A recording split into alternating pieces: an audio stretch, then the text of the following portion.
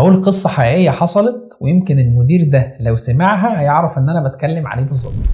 في يوم من الايام كنت مدير قسم، وكان المدير ده مدير الشركة كلها، وكان دايما مكتبه مفتوح ليا بصراحة، اقدر اقول له افكار وخطط تطوير، ولكن دايما كان يقول لي تمام ان شاء الله، حاول وابدأ اشتغل وما الى ذلك. كل يوم فكرة جديدة، كل اسبوع اطلع باختراع، ولكن مفيش تنفيذ.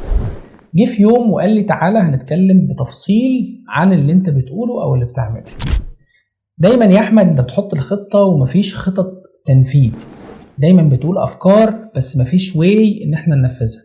قال لي جملة عمري ما انساها ابدا، قال كل الناس بتعرف تفكر، كل الناس عندها افكار، بس دايما التنفيذ ده بيمتلكه كسلاح الناس اللي قادرة تغير او تطور او تاخد اكشن.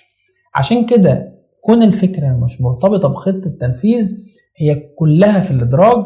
كون الفكرة ما فيهاش تايم او ما فيهاش خطة تنفيذ، انت بالتالي ما عملتش اي حاجة. عشان كده الفرق ما بين اللي بيخطط وينفذ واللي بيخطط بس فرق ما بين السماء والارض. عشان كده كل فكرة انت بتحط لها او بتفكر فيها لازم تحط لها خطة تنفيذ، ما تفكرش فيها بس وتقول احنا محتاجين نعمل الفكرة دي، ان انت صاحب الفكرة، فبالتالي هيكون عندك توجه ازاي ننفذها.